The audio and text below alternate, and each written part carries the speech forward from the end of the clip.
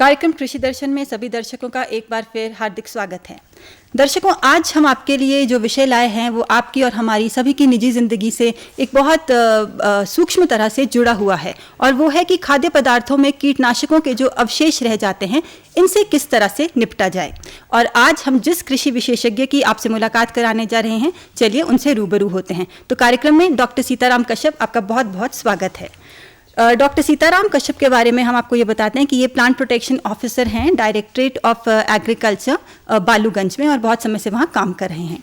तो डॉक्टर साहब, सबसे पहले तो हम थोड़ा इस बात पर चर्चा करते हैं कि जो हम खाद्य सामग्री होती है ये कहाँ से और किस स्रोत से पैदा की जाती है, इसका क्या इम्पोर्टेंस है। क्योंकि कहा जाता है कि food is just as good as it is grown. चाहे हम रेस्टोरेंट में खाते हैं, चाहे हम ढाबे में खाते हैं, चाहे हम घर में खाते हैं, लेकिन खाने की जो गुणवत्ता है वो उसी पर निर्भर होती है कि वो किस मिट्टी में उगा है और किस तरह के वातावरण में वो खाना उगाया गया है। तो सबसे पहले मैं आपसे ये जानना चाहूँगी कि कीटनाशक हैं क्या। सबसे पहले ये आपने बहुत ही अच्छा प्रश्न किया है। कीटनाशक एक या एक से अधिक पदार्थों का मिश्रण है जो किसान भाई अपने खेतों में जो फसलें हैं उनमें कीट पतंगों या बीमारी के प्रकोप से अपनी फसलों को बचाने के लिए प्रयोग करते हैं, ताकि उनकी आमदन बढ़ सके और फसल उनकी सुरक्षित रह सके। जी। तो डॉक्टर साहब, जैसे पारंपरिक जो हमारी खेतीबाड़ी की टेक्निक्स होती थी, पुराने ज़माने में तो कीटनाशक होते भी नहीं थे, खाद भी हम ऑर्गेनिक गाय का गोबर इत्यादि यूज़ करते थे। तो उस वक्त कैसे कीटों को मैनेज किया जाता था, थोड़ा इस पर भी आप बताइए। पहले भारतवर्ष में शुरू में किसान जो है प्राकृतिक खेती, या हम उसको कह सकते हैं परंपरागत खेती या ऋषि पद्धति की खेती भी कहते थे, जिसको लोग करते थे, और उसकी आमदन भी सीमित होती थी, और लोग उसको बड़े अच्छे अपने जो पारंपरिक स्रोत होते थे उसी से सुरक्षित करते थे, जो उनके संसाधन होते थे उसी से करते। लेकिन जैसे जैसे हमारी जनसंख्या में वृद्धि होती गई तो हमारे खाद्यान्नों की भी उतनी ही जरूरत बढ़ती गई। वर्ष 1948 में भारतवर्ष में DDT का प्रयोग किया गया मलेरिया की रोकथाम के लिए, और टीडी एक कीट है जो फसलों को बिल्कुल तबाह कर देता। अभी पिछले वर्ष भी ये पंजाब में आया था और हिमाचल में भी इसके स्कोप थे। तो उससे क्या हुआ कि BHC का प्रयोग किया गया उस वक्त। तो जब लोगों ने देखा कि इससे जो कीट भी मर रहे हैं और बीमारियां भी कंट्रोल हो रही है, तो इसका प्रयोग जो उन्होंने फसलों पर भी करना शुरू कर दिया है, और उससे क्या हुआ कि लोगों की फसलें भी सुरक्षित हुई और आमदन भी बढ़ी। जी, यानी कि एक तरह से पेस्टिसाइड्स का इस्तेमाल बुरा नहीं है, परंतु इसका जो ओवर यूज या इनडिस्क्रिमिनेट यूज होता है ये हानिकारक होता है। ये हानिकारक है। किसान जो है इसका जो जुडिशियस यूज नहीं कर पाते, और ना ही वो विशेषज्ञों से इसकी सलाह लेते हैं। किसान भाई रिटेलर के पास जाते हैं और जो वो दवाइयाँ बताते हैं उनको उसको ला करके वो फसलों में डाल देते हैं, और ना ही उनको उसके जो डोज होता है, जो यूनिवर्सिटी की रिकमेंडेशन है, उसको भी वो नहीं मानते ना सुनते। जो रिटेलर बोलता है वो उसी को मद्देनजर रखते हुए फसलों पर अंधाधुंध स्प्रे कर देते हैं, और उनको ये भी पता नहीं होता किसानों को कि उन्होंने कब और कैसे स्प्रे करना है, कितनी इसकी डोज है, वो ओवरडोज कर देते हैं। अभी आपको मैं बात बताऊं, जो सेब है हमारी, जो एक हमारी क्रॉप कैश क्रॉप है, तो उसमें हमारी जो 15 से 16 रिकमेंडेड हॉर्टिकल्चर डिपार्टमेंट की स्प्रे शेड्यूल में सिफारिश की गई कि इतनी ही स्प्रे की जाएगी। लेकिन किसान या बागवान जो है हमारा अधिक उपज के लालच में, अधिक पैदावार के लालच में, और उसमें कलरेशन के लिए ताकि मार्केट वैल्यू उसकी बढ़े, तो 25 से 30 स्प्रे कर देता है। तो क्या होता है कि वो फ्रूट का पौधा जो है उसको पूरी तरह से यूटिलाइज नहीं कर पाता, वो जो अवशेष है वो पूरी तरह से अवशोषित नहीं हो जाता। तो इस तरह से जो अवशेष है केमिकल के, वो फसल में रह जाते हैं, वातावरण में रह जाते हैं, जो अल्टीमेटली हमारे स्वास्थ्य पर विपरीत प्रभाव डालते हैं, और हम कैंसर और हृदयघात जैसी जानलेवा बीमारियों से। और ये सर केमिकल्स होते भी ऐसे हैं कि डिकम्पोज भी बहुत समय बाद होता है, चाहे ये भूमि में जाते हैं चाहे पानी में जाते हैं, उसको दूषित करके ये बहुत हानि करते हैं। जिसको मैं DDT कह रहा था, ये 4 से 30 साल, अभी मैंने एक रिसर्च में पढ़ा था कि 100 साल तक जो है ये पानी में और मिट्टी में रहता है और जी। डिकम्पोज नहीं होता है। और जो जब ये मिट्टी में जाता है तो जो हमारे माइक्रो ऑर्गेनाइजम होते हैं, जी जो हमारे पौधों को बढ़ने में सहायक होते हैं, उनको भी ये खत्म कर देता है। जी तो इस तरह से ये नुकसानदेह है और हमारे स्वास्थ्य को भी ये नुकसान देते हैं। जी सर, ये बहुत एक मतलब चिंतन का विषय रहा है कि जैसे ग्रीन रेवोल्यूशन जो हुआ था उत्पादन बढ़ाने के लिए, जब हमने आधुनिक और वेस्टर्न टेक्निक्स अपनाई थी, वेदर दे वो केमिकल्स या उपकरण थे, तो ये बहुत एक विवाद का मुद्दा रहा है कि क्या उत्पादन बढ़ाने के लिए ये सब आवश्यक था सच में? उस वक्त जो वक्त की जो जरूरत थी जी उसको कैटर करने के लिए ये करना आवश्यक था। ऐसा कहते हैं कि 1960-62 में हमारे यहाँ जो गेहूँ होती थी सोनालिका, जी तो वो जो परंपरागत हमारी गेहूँ थी, जी। लेकिन जो सोनालिका वैरायटी और रशिया से लाई गई थी, तो लोगों के खेतों में बड़ी मुश्किल से रात को लोग, लालटेन बिजली नहीं होती थी, लालटेन की रोशनी में जाते थे और उनके खेतों में वो खाद डालते थे ताकि किसान को पता नहीं चले। और उसकी फिर जब वो प्रोडक्शन हो जाती थी, उसकी पैदावार होती थी, वो देखता था कि मेरी फसल इतनी अच्छी होगी, इतनी अच्छी होगी। तो उसको फिर समझाया गया कि भाई तेरे को केमिकल डालना बहुत ज़रूरी है, खाद डालना ज़रूरी है। जी तो फिर वो जब उसने ग्रोथ देखी, पैदावार देखी, तो धीरे धीरे उसका ये मन कर गया कि ये केमिकल की तरफ हमें जाना होगा और ये परंपरागत जो खेती है छूटती धीरे रही। धीरे छूटती रही। लेकिन शायद ये अगर एक जुडिशियसली हम भी सोचे तो ये एक नुकसान का ही सौदा था, अगर लॉन्ग टर्म में सोचा जाए। लॉन्ग टर्म में सोचा जाए तो आज की तो डेट में चाहे तो स्वास्थ्य की ये, दृष्टि से देखिए, मौजूदा वक्त में जो ये जरूरत बन गई है कि हम प्राकृतिक खेती की तरफ जी। जाएं। अभी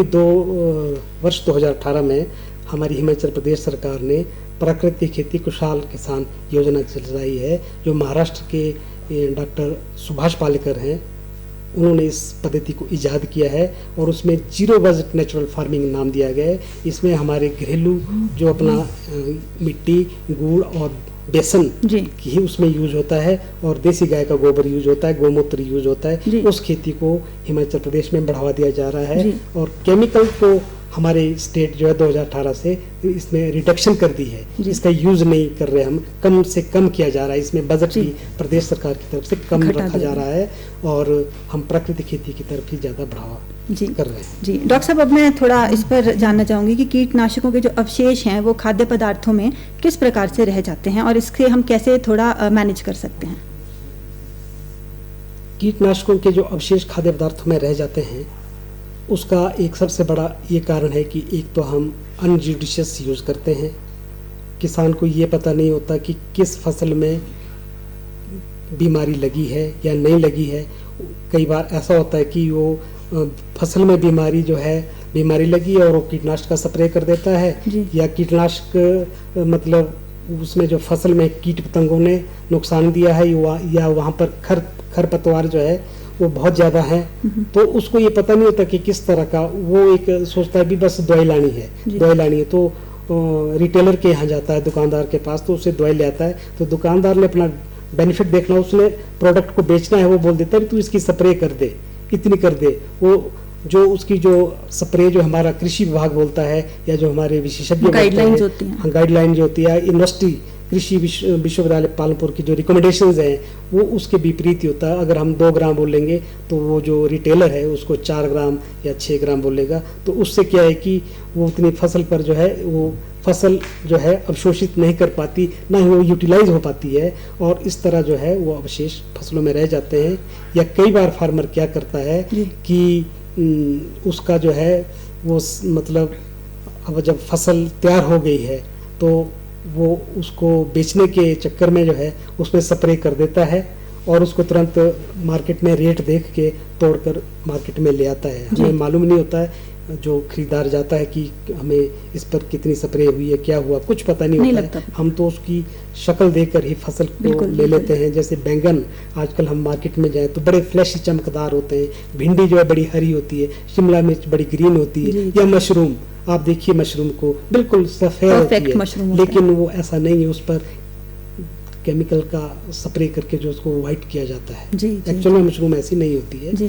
तो क्या करते हैं कि उसको मार्केट में ले आते हैं और उसमें जो रेजिडुअल इफेक्ट है वो रह जाता है पेस्टिसाइड्स का। अभी उसने प्लांट में भी ग्रोथ करनी थी या भूमि ने जो है उसको लेना था, या पानी की कमी रह गई या बारिश नहीं हुई, जी। लेकिन तो रेजिड्यू जो रह गया वो रह जी। गया, उससे जो है फसलों में रह गया हो, और अल्टीमेटली जो यूजर है वो एक कोई आम आदमी है।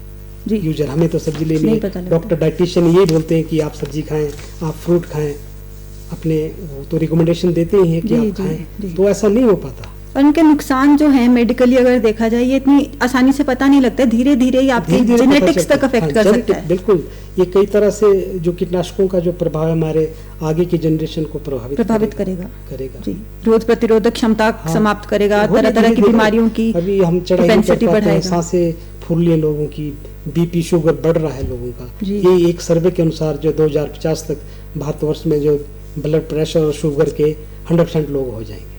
आज की डेट में डॉक्टर बीपी और शुगर ही तो लिखते जी। हैं, और कारण ये कि पेस्टिसाइड्स के जो अवशेष हैं वो हम खा रहे हैं। जी डॉक्टर साहब, तो कीटनाशकों के जो अवशेष हैं अब हमको पता है कि ये हमारे साइकिल में तो आ चुके हैं, तो इनको दूर करने के, इनसे निपटने के या इनको मॉनिटर करने के कुछ आप सुझाव दे सकते हैं दर्शकों को? जी,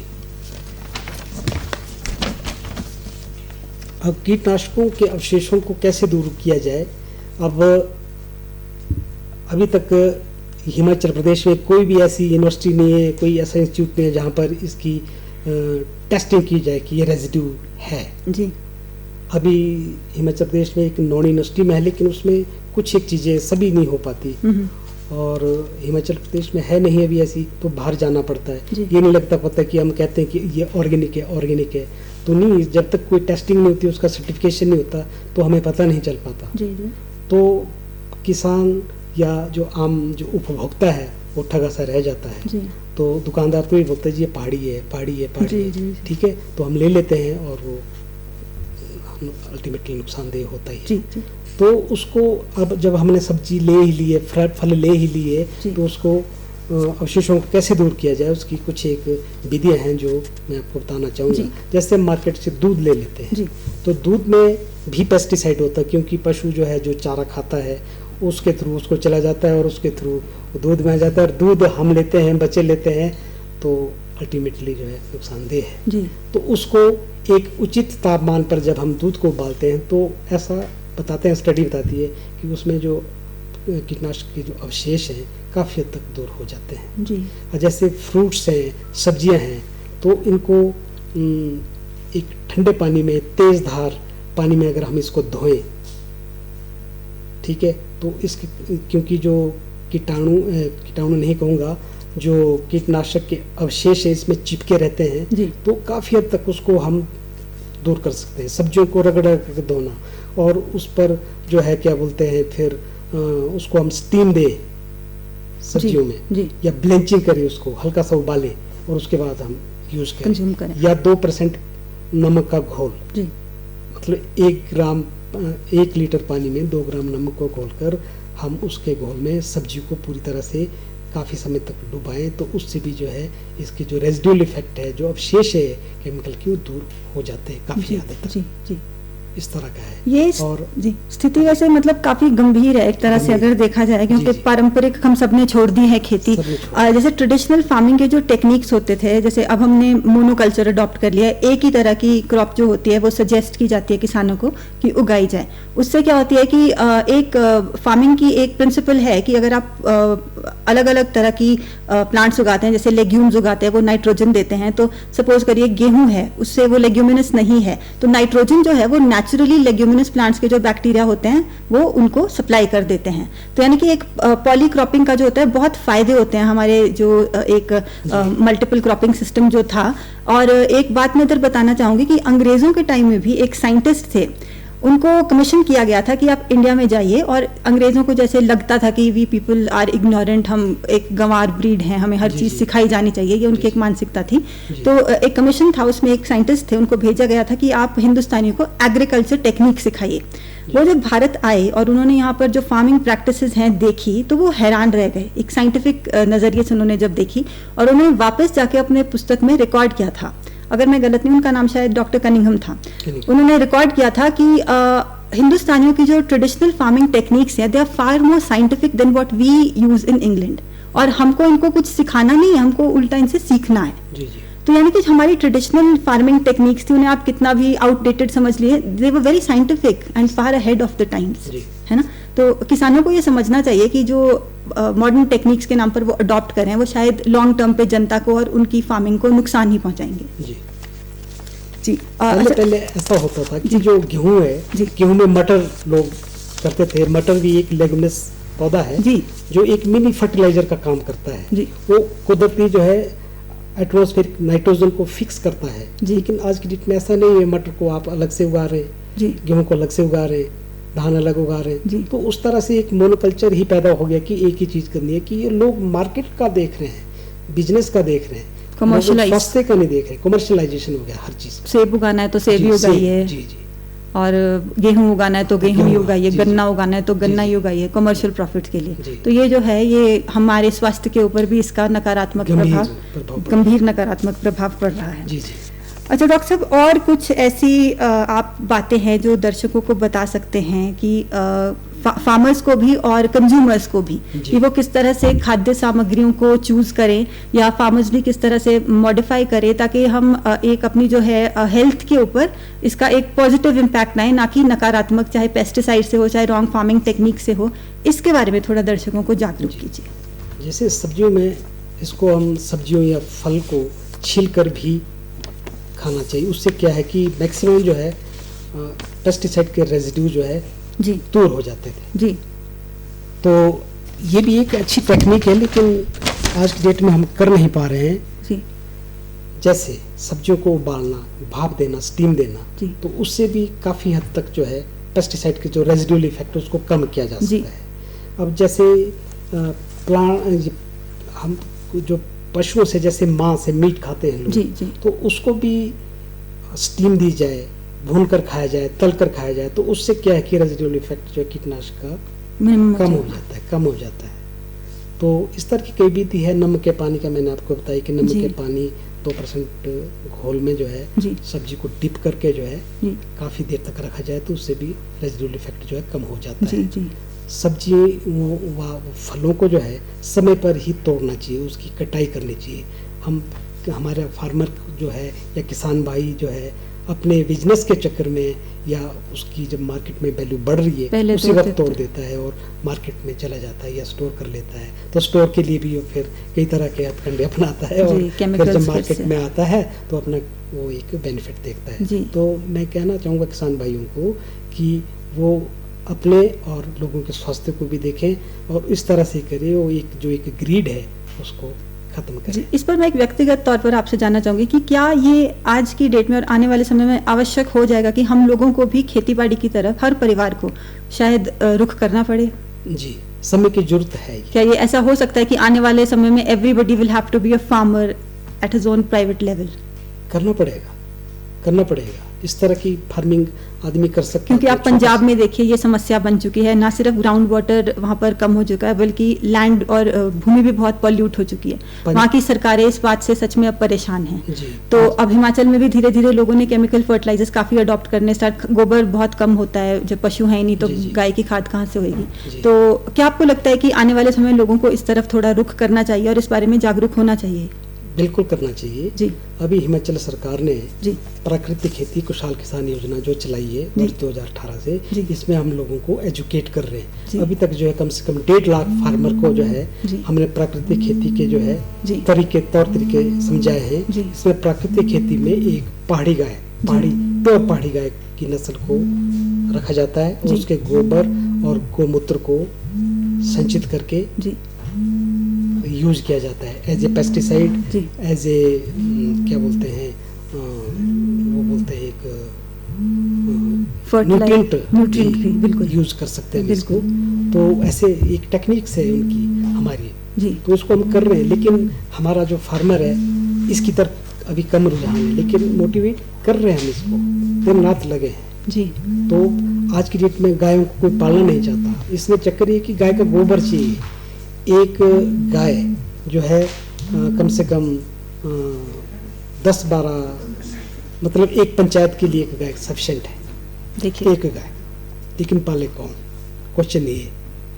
ये बड़ा दुर्भाग्यपूर्ण है वैसे अगर देखा जाए कि हम लोगों ने हमारी जितनी भी अच्छी चीज़ें थी उनको हमने डिस्कार्ड कर दिया है और हम उल्टी राह पकड़ लिए, हमने एक हानिकारक जो तरीके हैं वो अपना लिए हैं। हिमाचल सरकार ने तो जो देसी गाय को खरीदने के लिए उस पर सब्सिडी भी रखी है कि वो फार्मर अगर लेना चाहे प्रोत्साहित करने के लिए सब्सिडी भी रखी है कि फार्मर उसकी तरफ जाए और पहाड़ी गाय को पाले और उस तरह से ये खेती करे, प्राकृतिक खेती करे, प्राकृतिक संसाधन को जीवित करे। ये बिल्कुल जहर मुक्त खेती है जी, ये ताकि हम जो है sugar, blood pressure, heart attack जैसी बीमारियों से बच सके। तो हमारे विभाग का यही एक मंतव्य है कि हम किसानों को जहर मुक्त खेती उपलब्ध दे सकें। जी जी डॉक्टर साहब, जैसे हमारे शास्त्रों में भी कहा गया है कि जैसा अन्न होता है वैसा ही मनुष्य का मन भी होता है। और अब आज की डेट में तो हम इस पर ज़्यादा ध्यान देते नहीं हैं, फास्ट फूड खाते हैं, लेज़ खाते हैं, चिप्स खाते हैं, मैगी नूडल्स खाते हैं। मतलब ये हमने अपना लाइफस्टाइल बना दिया है जहाँ हमें इसके ना ही नुकसानों से ज़्यादा हम कोई वो रखते हैं, इत्तेफाक रखते हैं, ना ही हम ज़्यादा जानना चाहते हैं कि क्या है। बस भूख लगी तो फटाफट जो भी स्नैक मिला या फास्ट फूड मिला ये खा लिया। ये एक तरह से बिल्कुल उल्टा है जो हमें सिखाया गया पारंपरिक तरीके से, जहाँ पर खाने की पवित्रता पर बहुत ध्यान दिया जाता था। हमारे जो व्रत होते हैं उनका खाना अलग होता है, यहाँ तक कि नमक भी अलग होता है। कहने का मतलब है कि इसका कितना सूक्ष्म प्रभाव मनुष्य के चित्त पर पड़ता है, ये हमारे जो पुरातन मनीषी थे इससे बहुत अच्छी तरह से वो अवगत थे। और इसीलिए खाने पीने की शुद्धता पर और वैसे ही खेती की जो पारंपरिक तरीके हैं उन पर विशेष ध्यान पुराने हमारे समाज में दिया जाता था। तो ये भी थोड़ा लोगों को समझना चाहिए कि ये बातें कुछ ऐसी ही नहीं थी, इनका बहुत साइंटिफिक रीज़न था। खाने पीने का जो सात्विक भोजन होते हैं और तामसिक भोजन होते हैं जो हम आजकल we are not even interested in knowing कि क्या है। तो दूसरी बात यह है कि आपका जो भी भोजन होता है उसका स्रोत क्या है, कहाँ से वो आता है, हमें ये भी मालूम होना चाहिए। तभी हम जो है अपनी प्लेट पर अच्छा भोजन खा सकते हैं और अपने जीवन को रोग मुक्त और जो केमिकल फ्री है उससे कर सकते हैं, जो आज की डेट में सबसे बड़ी चुनौती है एक तरह से। जी डॉक्टर साहब, तो डॉक्टर साहब आप अंत में कुछ और हमारे दर्शकों को बताना चाहेंगे? मैं किसान भाइयों को यही कहना चाहूँगा जी कि बिना कृषि विशेषज्ञ की सलाह से जो है जी आप स्प्रे ना करें। जी कृषि विभाग में हमारे पूरे हिमाचल प्रदेश में जी कृषि विशेषज्ञ हैं जी, हमारे ब्लॉक लेवल पर हैं, गांव लेवल पर हैं, पंचायत स्तर पर भी हैं। उनसे परामर्श लें और जिस तरह का डायग्नोज वो फसलों के लिए करते हैं उनके पास जाएं, उनसे समस्या का निदान आप लें और जो कृषि को पैदा करने के लिए जो तकनीकी जानकारी हो उनसे प्राप्त करें। तो उनकी सेवाएं लें आप, ताकि हम जहर मुक्त खेती से छुटकारा पा सकें और हम भी स्वस्थ रहें और हमारा किसान भी स्वस्थ रहे और आम नागरिक भी स्वस्थ रहे। ये हमारा एक उद्देश्य है। जी डॉक्टर सीताराम कश्यप, आप कार्यक्रम में आए और आपने हमारे दर्शकों को बहुत इम्पोर्टेंट और महत्वपूर्ण जानकारी दी कृषि संबंधी। इसके लिए हम आपके बहुत बहुत आभारी हैं। धन्यवाद।